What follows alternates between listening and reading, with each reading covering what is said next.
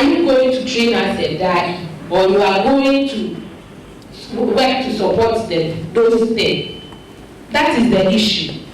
We must do it. It is obligatory on us to have the help us. Now, how did the prophet execute dawah?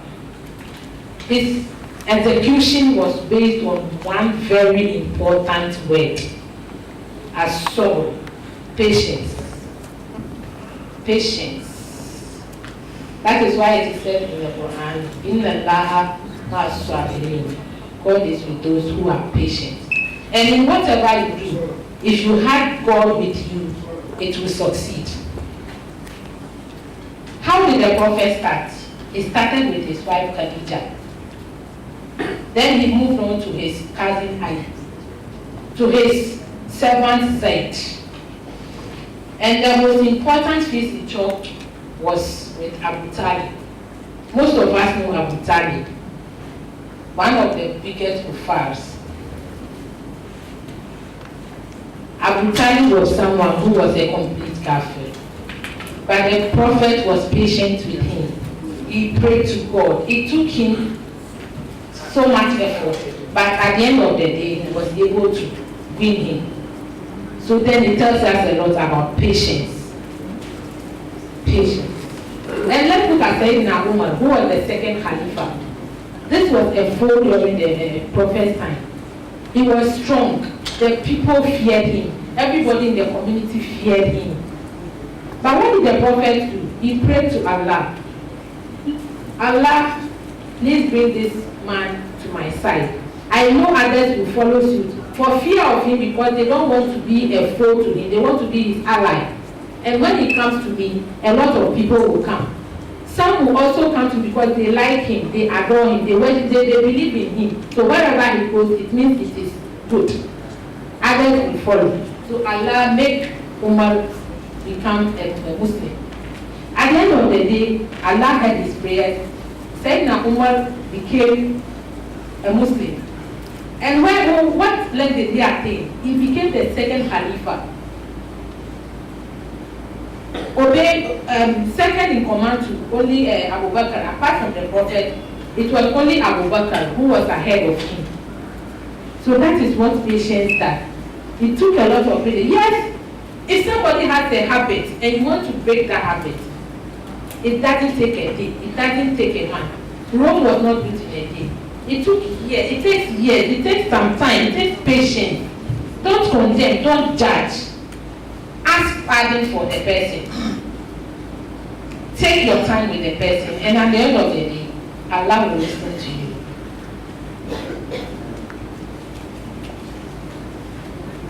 Let us know that yes, we can do our best to try to bring people to Islam. But then, complete reversion belongs to Allah. Subhanahu wa ta'ala. He said, Allah yad'u ila daris salam wa yahdi man yasha'u ila siratil mustaqim. He brings whom he guides whom he goes to the right path. So you can do what you can as somebody strong in dawah. You can do everything in your power. But if Allah says no, the person remains whoever he is. So do your best, your humanly best, and leave the rest to Allah. But how do we do dawah in Ghana? Dawah in Ghana takes two forms. Mr. Chairman, one is face-to-face, interpersonal, with the preacher standing in front of you at this platform depicts. Then we have the one through the mediums, the radio, the TV, internet, and all what have you. Now, what is popular? Which one is popular in Ghana? If you agree with me, it is the face-to-face. That is where we listen to the khutbah, the community outreach, where people mount stages and preach. And then we have the Islamic evangelists who move from mosque to mosque. We have the tafsir during Ramadan, as we are doing now. We have the Mawlid. And then this approach allows for questions and answers. You can ask questions from the person right in front of you. But the danger here is that in trying to disseminate what you have said here, somebody can distort, either intentionally or unintentionally, distort, misinterpret, or say things you did not say, or interpret the thing in the wrong way. And this will rather lead people astray rather than bringing them on board. We are not making use of the media as much as we can. In the Islamic world in Ghana here, we are not making use of the media. The second involves the use of mediums like the internet. Of course, we have Islamic websites. We have some TV programs like Islamic Belt and Islamic Focus on Metro. We have DTV's Islam and Life, Ikra for TV3, just to name a few. And radio programs like Quran on Gold, Muslim Hour on Unique FM, Islamic Hour on Ahunka FM, Islamic Vibes on Vibe.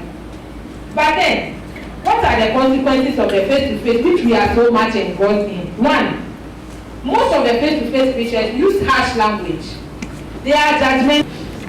The prophet kept his beard all right, but it was trimmed nicely. It was never overgrown. It never disfigured him. He never wore his jalbab for 1 week. It is sooner to even use chewing stick before wudu. Why? To get particles and get out of your teeth. Why do we even do wudu in the first place before we pray? Just to purify ourselves. But can you be pure without being clean? You have to be clean. Your jalbab should smell nicely. It shouldn't look dirty. You shouldn't wear it for the sake of wearing anyhow, with the buttons off, with the shoulders sagging. The Muslim man should look very nice. The Muslim lady should hide what is supposed to be hidden. Don't advertise.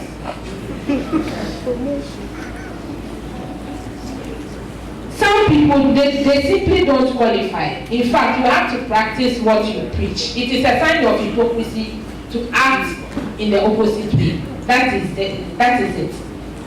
You can't preach what you can't practice. It is a sign of hypocrisy. You have to qualify. You need the attributes. You need the mannerisms in order to do that one.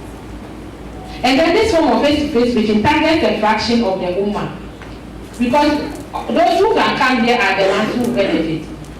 How many of those outside are benefiting? Just a fraction. Look at our number and look at the population of Ghana. How many people are benefiting? If we are not making use of the media, how many of us are benefiting? And then there is language barrier.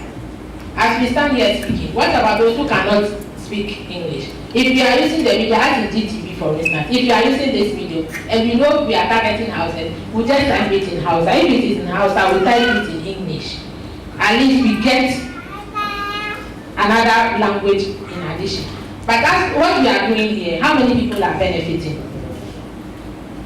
What about my uncle who has never been to school and decides to come for this program? How is he going to benefit?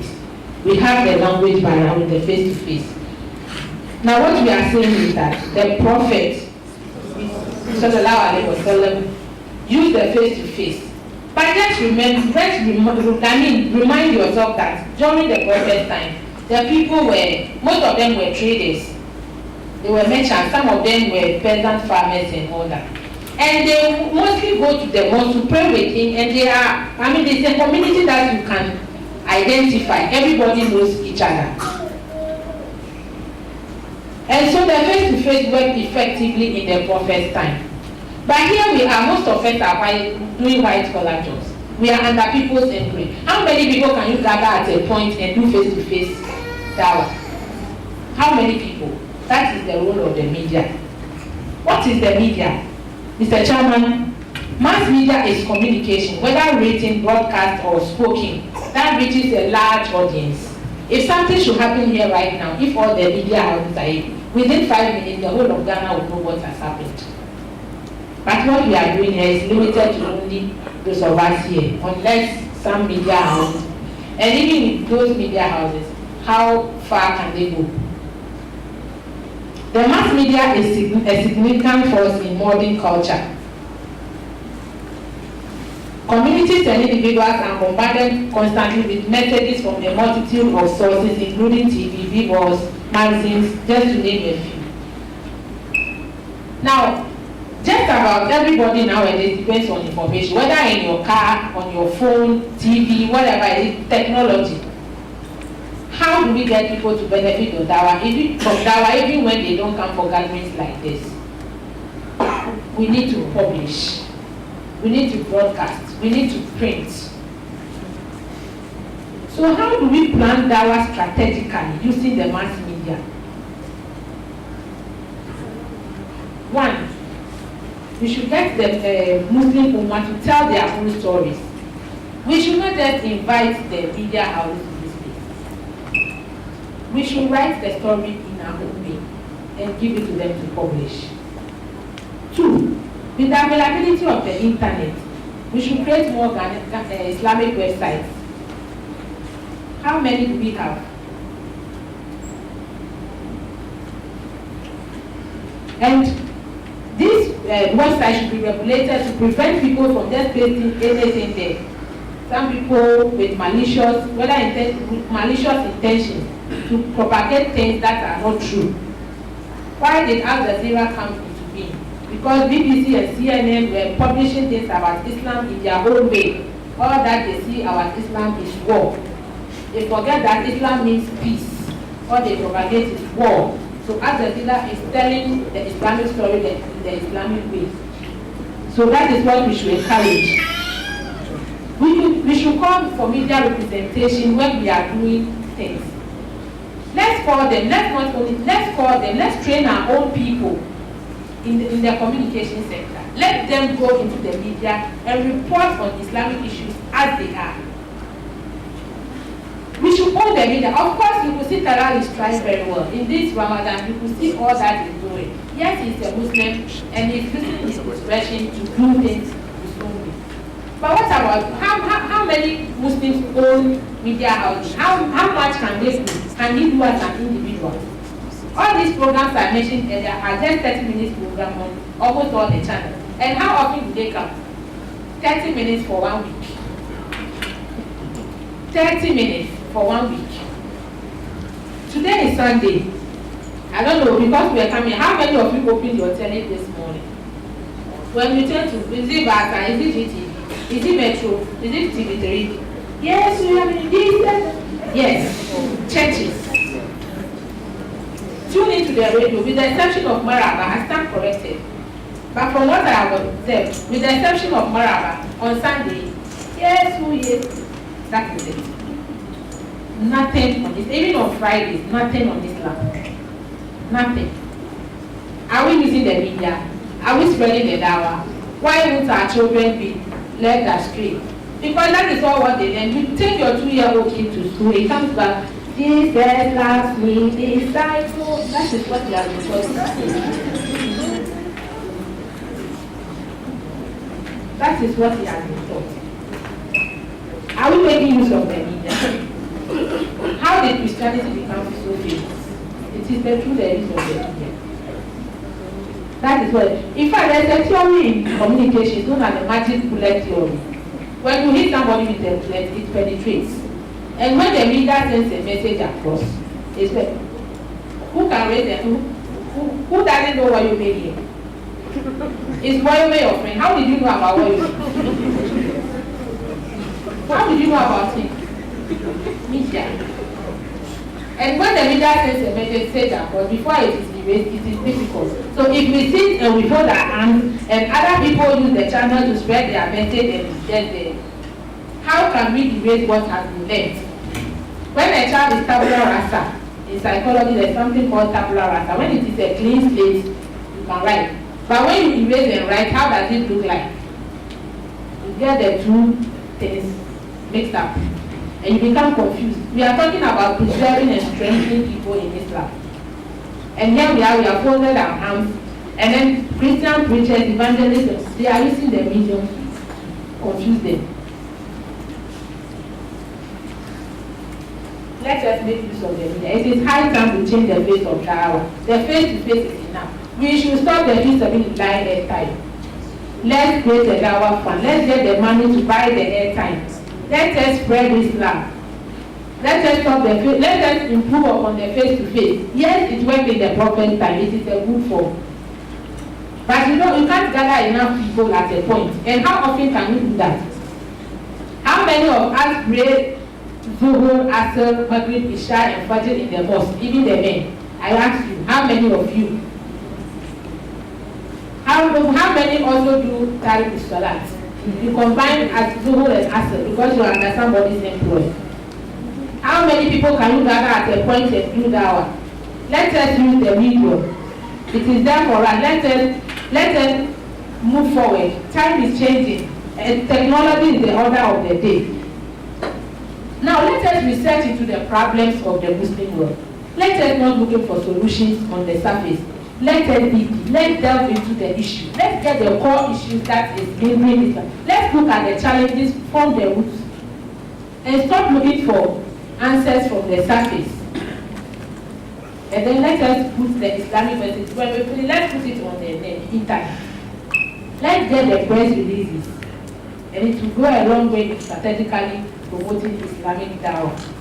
Now, what is the way forward, Mr. Chairman? Let us train hard. In fact, people are trying. Everybody is trying to do something. But it is, even though people are going to do jihad in his cause, he told them to leave some of the people behind to lay the dawah. And then when they come back from the jihad, they can straight them. Because you have to read, I have read, this is what I have observed in the book, and this is what I have read about.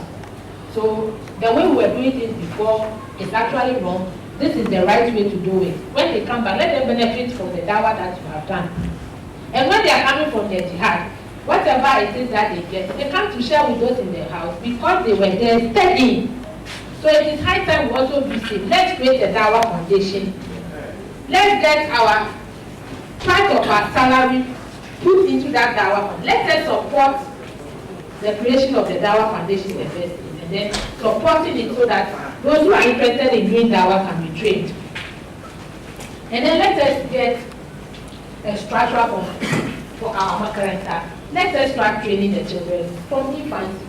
In fact, when you train a child and he or she is very imbibed in the Quran, there is no way he can be swayed. We need them to get the other part on their mind in the Islam. They get your mind and say, "Mommy, I want to." Those who are interested, and then those who cannot and are not qualified, work and support them. And most importantly, we should make good use of the media to send the message across. Invite the media. Let them get the messages to them. The chairman, the radio, the strengthening of general national Muslims.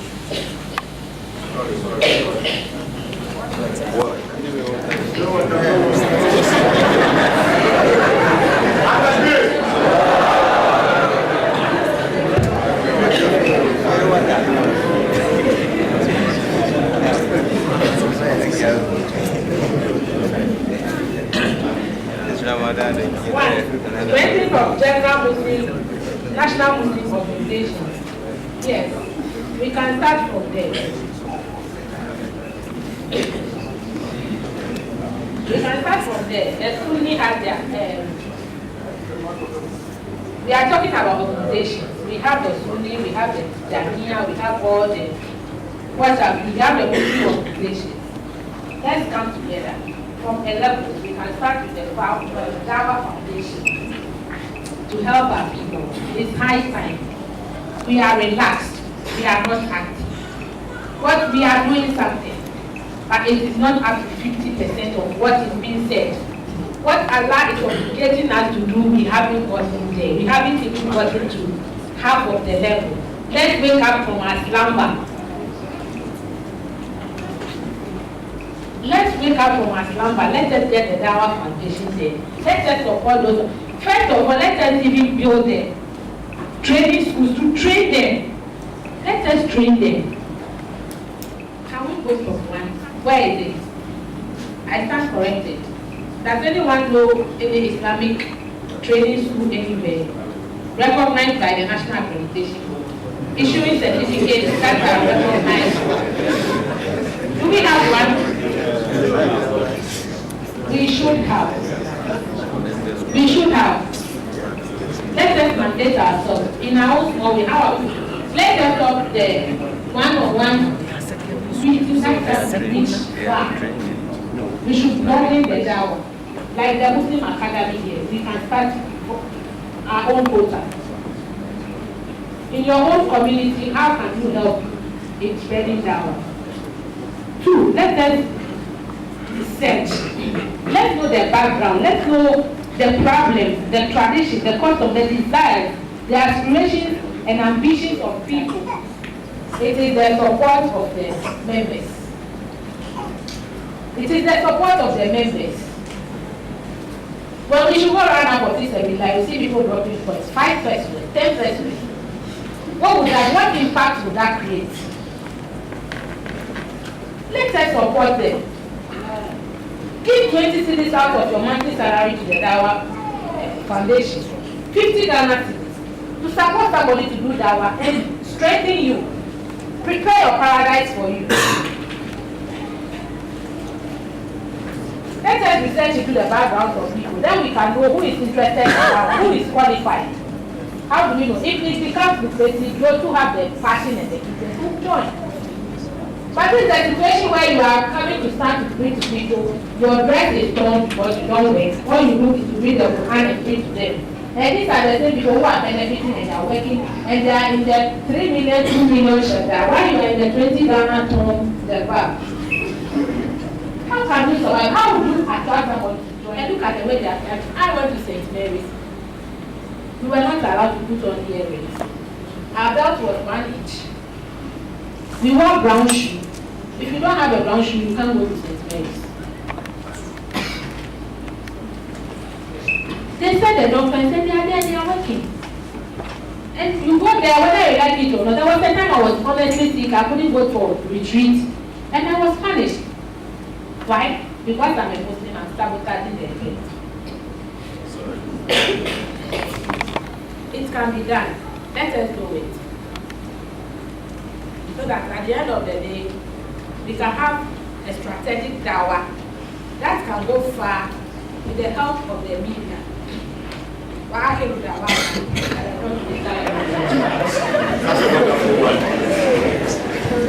Before we get to questions and answers, please, and suggestions, I will reiterate the fact that we need to limit our contributions to the subject matter, not moving outside the scope. We're talking of the media, we're talking of Dawah, we're talking of strategies.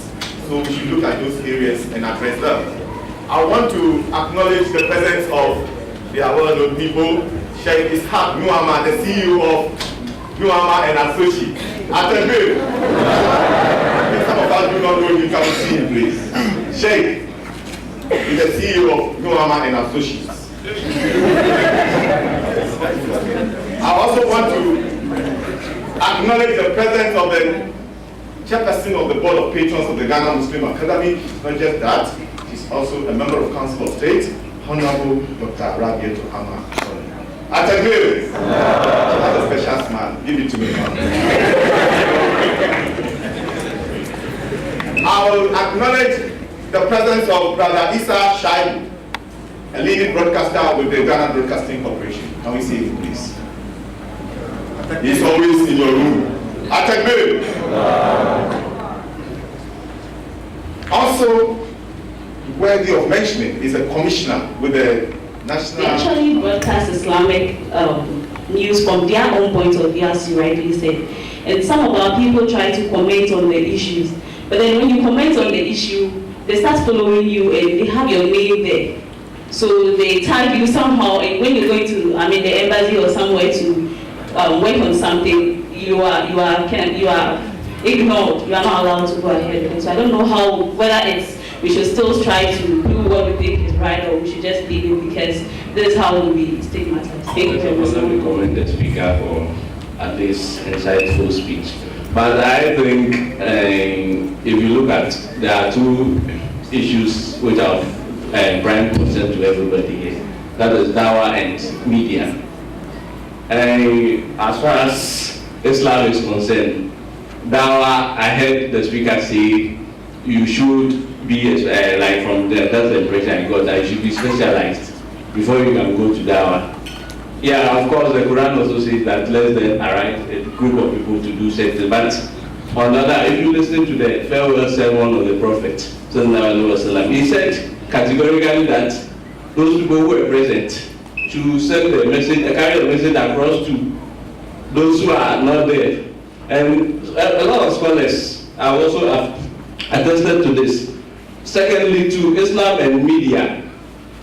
Yeah, our sister just said that if you comment on BBC reports from their own perspective, let me ask you, if you have a taxpayer, if the taxpayer, they have their agenda, they are not Muslims, they have no interest in Islam, their interest is also to promote their values, be it democracy and whatever it is. And they use the taxpayers' money to pay BBC. Do you expect BBC to write in from Islamic angle?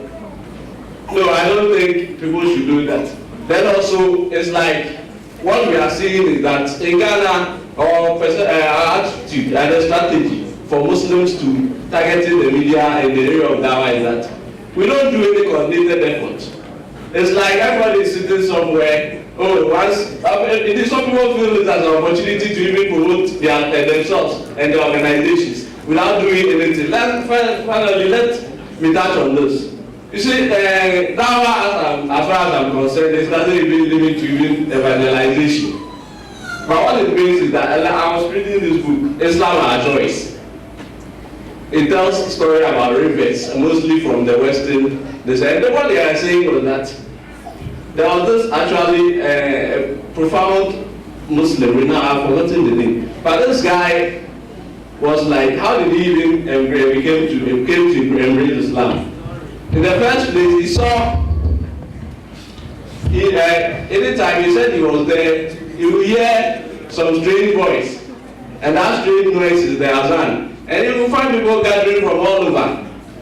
And based on that, he started even studying Islam and became Muslim as a result of even the way, the manner we even rally people to pray.